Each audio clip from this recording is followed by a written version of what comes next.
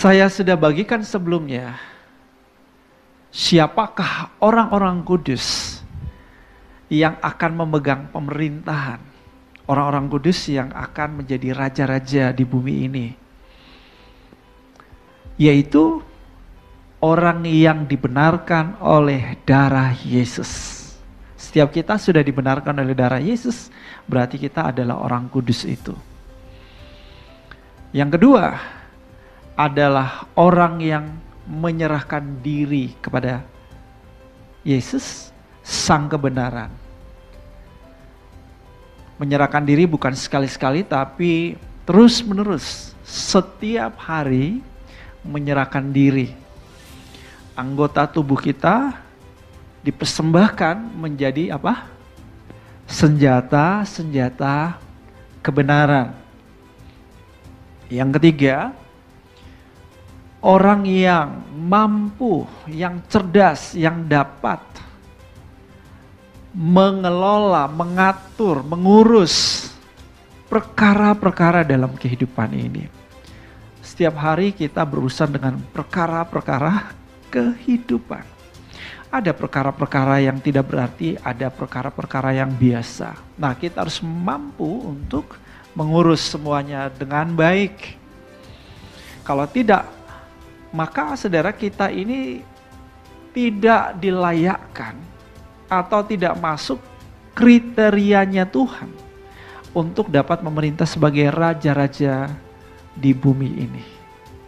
Saya harap saudara bisa pelajari lagi atau dengarkan lagi apa yang sudah saya bagikan sebelumnya. Nah, hari ini saya akan lanjutkan dengan 2 syarat lagi, ya.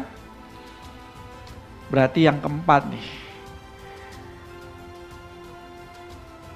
Siapakah orang-orang kudus yang akan memerintah sebagai raja-raja bersama Yesus?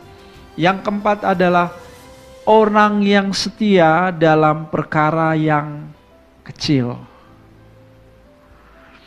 Dalam Lukas 19 ayat 12 sampai 19 ada sebuah perumpamaan di situ. Perumpamaan itu sebetulnya berbicara mengenai Yesus sendiri dan para muridnya atau orang-orang percaya.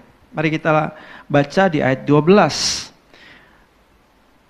Maka ia berkata, ada seorang bangsawan yang berangkat ke sebuah negeri yang jauh untuk dinobatkan menjadi raja di situ, dan setelah itu baru kembali. Nah, ini bicara mengenai kedatangan Yesus. Yang pertama di ayat 13, ia memanggil 10 orang hambanya dan memberikan 10 mina kepada mereka, katanya, pakailah ini untuk berdagang sampai aku datang kembali. Ayat 14. Akan tetapi orang-orang sebangsanya membenci dia, lalu mengirimkan utusan menyusul dia untuk mengatakan, kami tidak mau orang ini menjadi raja atas kami. Ya, ini jelas berbicara mengenai penolakan orang Yahudi. Mereka menolak Yesus menjadi raja buat mereka, dan mereka memutuskan, ini pilihan mereka, Yesus harus disalibkan. Ayat 15. Dan terjadilah ketika ia kembali. Ia di sini bicara mengenai Yesus setelah ia dinobatkan menjadi raja. Kedatangan Yesus yang kedua kali nih, saudara. Ia menyuruh memanggil hamba-hambanya yang telah diberinya uang itu untuk mengetahui berapa hasil dagang mereka masing-masing. Orang yang pertama datang berkata, Tuan, mina Tuan yang satu ini telah menghasilkan 10 mina. Katanya kepada orang itu, baik sekali perbuatanmu itu, hai hamba yang baik.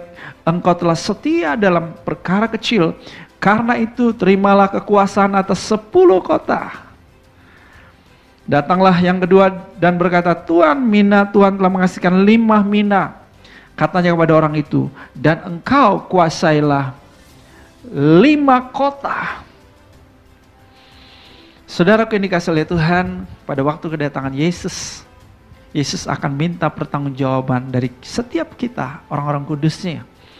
Apakah kita menjalankan mina yang Tuhan berikan kepada kita, atau talenta yang Tuhan berikan kepada kita?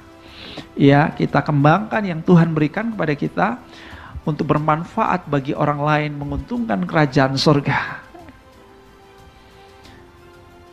Nah, saudara, yang menarik dari kisah ini adalah bahwa ketika hamba yang menghasilkan 10 mina, ya, yang menghasilkan 10 mina itu, saudara, diberi kekuasaan atas berapa? 10 kota. Dan yang bisa menghasilkan 5 mina lagi diberi kekuasaan atas 5 kota. Jadi penguasa. Nah, kalau seseorang itu menjadi penguasa, sebut saja 10 kota kabupaten, berarti penguasanya disebut gubernur. Kalau 5 kecamatan, ya bisa juga disebut bupati ya, kalau 5 kecamatan ya. Atau lebih ya, tapi kurang lebih seperti itu. Kalau satu kota Madia, berarti penguasanya disebut wali kota. Jelas di ayat ini bahwa setiap orang kudus, orang percaya, ketika kita mengembangkan talenta-talenta atau memberdayakan talenta-talenta, potensi, karunia-karunia yang Tuhan berikan kepada kita, bermanfaat bagi orang lain, berdampak bagi kehidupan orang lain, maka saya beritahu itu semua akan diperhitungkan. Ya, orang yang dengan setia mengembangkan semua ini, memiliki pelayanan kehambaan seperti ini, maka di kemudian hari pada waktu Yesus datang, maka dia dapat diberikan otoritas atau kuasa untuk memerintah. Sebab itu jemaat Tuhan, ayo melayani lebih sungguh, miliki hati hamba. Jangan ada yang berpikir, Pak Gembala, saya tidak punya sesuatu loh, saya tidak punya karunia, saya tidak punya potensi. Saya mau beritahu, setiap orang percaya diberikan minimal 1 karunia. Jadi tidak ada alasan, setiap kita memiliki minimal 1 karunia, atau kita bisa sebut 1 talenta minimal. Kita mesti jalankan itu dengan setia. Apapun karunia yang Tuhan berikan kepadamu, gunakan itu, kembangkan itu, berdayakan itu, bermanfaat bagi orang lain, jadi berkat buat orang lain, ya. Gunakan itu semua untuk amanat agung, penginjilan dan pemuritan. Itu semua akan dicatat loh oleh Tuhan. Ya, ada upahnya. Dan ketika dia datang, dia lihat hasil pekerjaanmu. Wah, luar biasa. Ternyata dia lihat saudara telah mengembangkan talenta yang dia berikan dengan setia. Telah bermanfaat menjadi berkat buat banyak orang. Maka dia bilang, kamu layak untuk menerima kekuasaan atas 5 kota atau 10 kota.